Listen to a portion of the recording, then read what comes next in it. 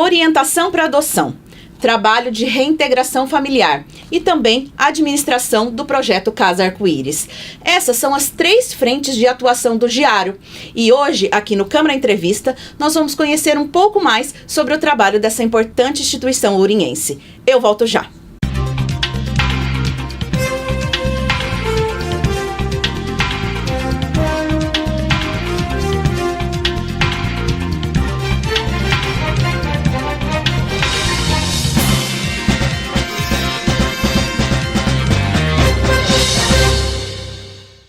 Hoje aqui no Câmara Entrevista estamos recebendo a membro fundadora do Giaro, Ivone Maria de Lima Jaime. Muito obrigada pela sua presença. Obrigada a vocês pelo convite. Ivone, vamos começar conversando então sobre o trabalho do Giaro mesmo. Como que é a atuação da instituição? Nós fazemos vários serviços, né? São várias frentes. Uma delas é a orientação para adoção mesmo, que a gente faz um trabalho em parceria com os fóruns da região e fazemos um preparatório para a adoção. Existe muito romance, muita glamorização da adoção e algumas coisas precisam ser trazidas para a realidade. Então, os pretendentes à adoção, de 2009 para cá, eles são obrigados a participar de uma orientação, de uma formação para a adoção. Nós fazemos isso aqui em Ourinhos desde 2001, embora a lei veio em 2009. Fazemos também o pós-adoção, que é quando a pessoa já adotou e é bom a gente se organizar, se reunir para colocar as nossas angústias, né? Então lá na reunião que a gente faz, as crianças também vão, os casais ficam separados, não só casais, porque uma pessoa sozinha também pode adotar. E os pais vão e a gente conversa sobre os conflitos que eles estão enfrentando com relação à adoção.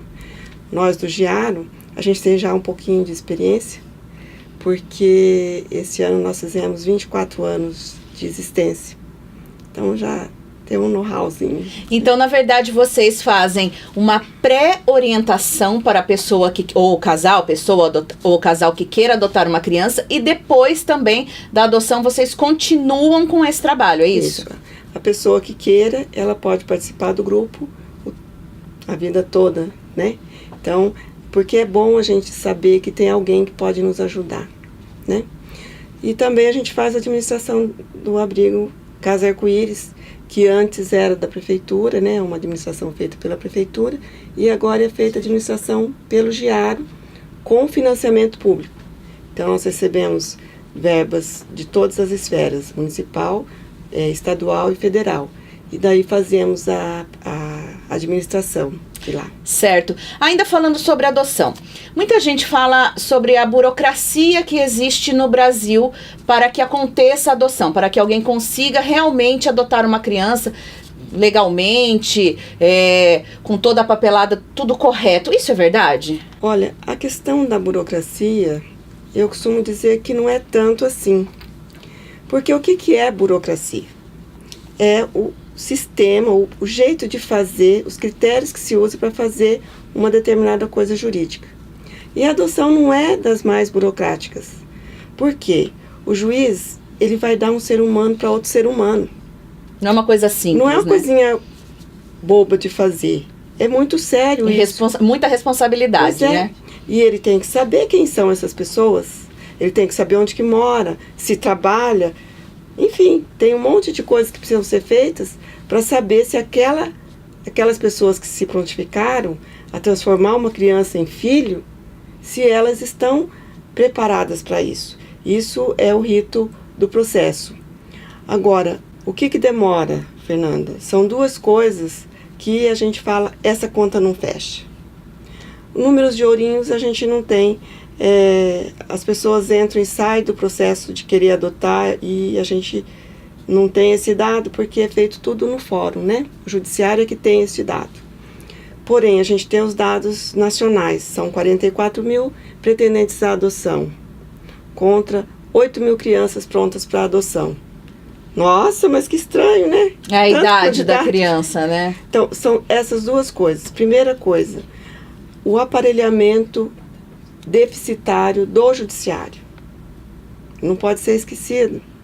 O judiciário tem N processos. O nosso juiz, principalmente os juízes de cidades maiores, como Ourinhos, que é a maior da região, deveria ter uma vara especializada na infância e juventude, e não tem. A gente divide o nosso juiz com o crime. Então, ele tem que trabalhar nas duas coisas, e não dá tempo de fazer tudo, a menos que ele passasse 24 horas dentro do fórum. Os técnicos da vara da infância também são poucos, não são tantos. Tem lugar que ainda nem tem. Nós estamos falando de Brasil, né? Isso é uma coisa que diminui a velocidade do processo de adoção. Outra coisa que diminui, o desejo, sim, dos pretendentes à adoção. Por quê? Já houve um progresso enorme, viu? Muito legal. Eu falo que é reflexo do nosso trabalho, não nosso trabalho como GIARO, mas nosso trabalho como Movimento Nacional de Adoção. Por quê? Em 94, quando nós iniciamos, a gente falava de adoção de bebês. Nós falamos adoção de bebês que tinham acabado de nascer. Até 6 meses era acabado de nascer. Hoje, nós falamos de bebês até 3 anos. Por quê? Porque a maioria das pessoas aceita esse tipo de criança. E antes não? Antes, porque eram muitas crianças que nasciam. Hoje, nós não temos tantas crianças que nascem assim, que é um outro assunto que a gente precisa trabalhar em cima, que são os nenezinhos não queridos, não desejados, eles não veem a luz do sol. Por quê? Porque eles morrem antes. Eles são abortados. Isso é um problema. Porém, o que nós temos com relação à adoção? As crianças, elas vão para os abrigos e se demora um tempo até para destituir o poder familiar, que é o direito da genitora de ficar com a criança. Ou seja, o direito da criança de ficar com a sua genitora. Aí é destituído isso. Após a destituição é que se pode fazer a adoção. Junto tudo isso, então, hoje, até crianças até 5 anos, mais ou menos, é passível de ser adotado com facilidade. Encontra pretendentes à adoção. De 5 em diante começam os problemas. Assim, as restrições com relação a grupo de irmãos, a necessidades especiais, a cor até. Então, as crianças vão ficando mais tempo no abrigo. Ivone, você comentou esse número 44 mil para 8 mil. Isso é Ourinhos e região? Brasil. Ah, isso é Brasil. E aqui, nessa região, porque o GIARO, ele atende, vamos dizer, Ourinhos e região. Tem um número? Sim, tem. Cada fórum tem um número. Mas é o que eu disse para você, eu não tenho Não tem esse acesso. Não, eu poderia ter, mas eu não tenho esse número hoje. Porque as coisas vão mudando. Tem pessoas que estão há anos na fila e desistem da adoção. Outras pessoas querem ingressar rapidamente. Enfim, tem um monte de coisa. É um peculiaridades, número, né? E é um número assim meio dinâmico. Ele não fica fixo sempre, né? Certo. E que conselhos você daria para uma pessoa ou um casal que gostaria de adotar uma criança? Tem que procurar o fórum da sua cidade. Primeiro passo. Aqui na nossa região, cada cidade, cada comarca tem um fórum. Mas São Paulo, por exemplo, que tem vários fóruns na mesma cidade, você tem que procurar o fórum mais próximo da sua casa, que é correspondente ao seu endereço. Então, todas as pessoas que pretendem adotar, elas devem fazer a sua inscrição dentro da sua comarca. Por que a gente tem que dizer isso? Tem pessoas que querem vir de fora para fazer inscrição em Ourinhos por conta do GIARO, mas não pode. Por quê? Quando é feito o processo de adoção, ela recebe a guarda da criança. E esta guarda vai começar uma coisa que chama convivência. Estágio de convivência. E daí, esse estágio de convivência é feito na casa da pessoa, pelo fórum da onde que a pessoa mora. Por isso que ela tem que ter a inscrição lá na sua comarca. Porque ela recebe visita de assistentes sociais, entrevistas, isso? Porque as assistentes, o fórum da comarca, da onde está o pretendente que está fazendo o estágio de convivência, é responsável pela avaliação. O processo de adoção continua correndo na comarca onde estava a criança. Então, as crianças de Ourinhos, os processos delas estão em Ourinhos. E vocês também atuam na região? Sim, porque... Na micro-região aqui, vamos dizer. Nós temos Santa Cruz do Rio Pardo, que é outra comarca, Chavantes, Pau Sul, Piraju. Às vezes vem o pessoal ali do outro lado do rio, né? Jacarezinho, Cambará, Bandeirantes. Já tivemos pessoas de Marília, porque Marília não tem um grupo de apoio à adoção. Está faltando bastante. Certo. E no começo da entrevista você estava falando a respeito da atuação do Giaro também nas outras frentes, vamos dizer assim. Você citou a Casa Arco-Íris. Como é esse trabalho dentro da Casa Arco-Íris? Bom, em 2004 nós fomos convidados a administrar a Casa Arco-Íris. A Casa Arco-Íris, ela é o quê? Então, a Casa Arco-Íris é um abrigo. Agora o nome mudou, cada vez muda o nome, sabe? Muito legal. Continua do mesmo jeito, mas... Instituição de acolhimento. Muito fino. E depois do ocorrido do Lar Santo Antônio não ter mais as crianças, então nós passamos a ter 30 vagas. Então a Casa Arco-Íris cuida de até 30 crianças em situação de vulnerabilidade social. Que significa o quê? Elas foram maltratadas, os seus direitos foram violados. E não tem aonde elas ficarem. Porque, às vezes, quem violou os seus direitos, quem as maltratou, foram justamente as pessoas que tinham responsabilidade de cuidar delas, né? Então, daí elas vêm para ficar na Casa Arco-Íris. Aí elas moram ali. E a gente tem que cuidar. A gente tem que fazer com que essa criança continue tendo esperança. Que ela continue sendo criança. Porque o que nós recebemos? Crianças muito maltratadas que ainda nem sabem como é que é ser uma criança. E daí nós trabalhamos para o desenvolvimento dela. Uma das coisas que quando nós começamos, né, o abrigo, é que o abrigo é um lugar que pode ser um espaço de desenvolvimento da criança. E não um depósito, como era há alguns anos atrás. Não estou dizendo de Ourinhos, eu estou dizendo do nosso país todo. Ainda existem alguns abrigos assim. Então, esses abrigos enormes, Rio de Janeiro, que tinha 500 crianças, o outro tinha 200, isso daí não funciona. Não funciona porque a criança, ela não consegue viver em manada. E é quase um atendimento individualizado, né? Cada um tem sua necessidade, vem de uma realidade diferente, né? E tem que ser, cada um ser atendido dentro da sua individualidade. Até vocês veem a Kombi do Giaro zanzando a cidade inteirinha, é porque as crianças vêm, e elas vêm já às vezes grandes e estão matriculadas em alguma escola. Num primeiro momento a gente vê se ela consegue continuar nesta mesma escola. Então de manhã é um tal para todas as escolas da cidade, porque daí elas ficam... Não perdem tudo. Não perde totalmente a rotina, né? Não perde a professora, não perde os colegas, né? Porque ela já perde muita coisa. Ela perde seu espaço. Ah, mas ela está melhor. Isso é um mito, Fernanda, que eu gostaria até de divulgar aqui. A gente precisa desmistificar. Abrigo não é lugar de criança. Não é, graças a Deus, foi abrigada. Nossa, agora ela está bem. Não, os problemas dela começaram quando ela foi abrigada. Às vezes, ela, pela percepção dela, ela nem sabia que ela precisava. E foi lá, tiraram ela, alguém fez alguma coisa e levaram ela presa. A percepção dela é essa. Então, a criança perde muitas coisas. E se a gente não cuidar disso, ela vai ficando cada vez mais sem sonho. Então, o abrigo é um momento de respirar e de pensar o futuro dessa criança. E por isso até mesmo que vocês trabalham nesse projeto de reintegração familiar, Exato. né? Que seria o quê?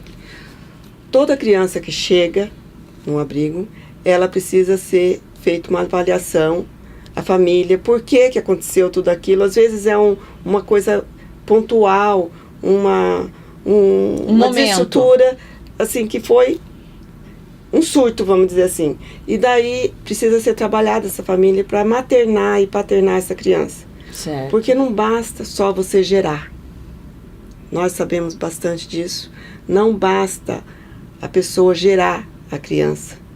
Ela precisa cuidar dessa criança. Então a gente fala que ela precisa adotar a criança para que se transforme em filho. O filho só é filho se ele for adotado. Ah, mas você está falando para não ter mais filho da barriga? Não é isso. Os filhos que não são adotados, eles não são filhos, mesmo que tenham nascido da sua barriga. Você precisa adotá-los. Você precisa cuidar deles. Você precisa encaminhá-los. Você precisa amá-los. Não basta gerar. E você comentou que são 30 vagas, né? E tá completo esse quadro? Hoje, não falei com ninguém ainda, tá? Hoje, até ontem, vamos dizer assim, nós estávamos com 18, acho. E também esse número varia, porque é o conselho que encaminha a criança e o fórum que encaminha a criança, né? Às vezes a gente está conversando aqui, está chegando 4 crianças na mesma família ali. E também saem crianças, graças a Deus. Vocês têm muitos casos de sucesso, né? Sim, sim. Temos sucesso tanto na reintegração quanto na adoção. Para você ter uma noção, 2018 foi muito bacana, porque nós tivemos muitos casos que seriam inadotáveis no ponto de vista de idade da criança e elas foram adotadas. Então, isso é legal. E a reintegração nada mais é do que organizar aquela família para que ela adote o seu filho. Então, também tem a adoção na reintegração. Porém, é mais difícil, porque às vezes o problema não é tão simples assim. À primeira vista, as pessoas falam assim, mas é porque são pobres. Se a gente fosse colocar todas as crianças que são pobres, não cabia na casa. Não cabia no monstrinho. Então, não é por isso. Não é que a pessoa deixou de dar comida, então a criança vai para casa arco-íris. A criança levou um tapinha da mãe, aí vai para casa. Não é assim. São denúncias e daí o Conselho Tutelar vai lá verificar se realmente aquela denúncia procede. Faz várias coisas antes de retirar a criança. Né? A criança ela só é retirada quando ela está realmente correndo risco. Casos extremos. Extremos. Então, daí ela vai para lá. E daí a gente tem que cuidar disso. E depois, quando acontece essa reintegração familiar, vocês continuam cuidando durante um período? Nós temos 6 meses direto. De acompanhamento. De acompanhamento, mas um acompanhamento bem próximo. E depois a gente não consegue, né? Desvincular, porque a gente fica preocupado com a criança. E 6 meses passa muito rápido.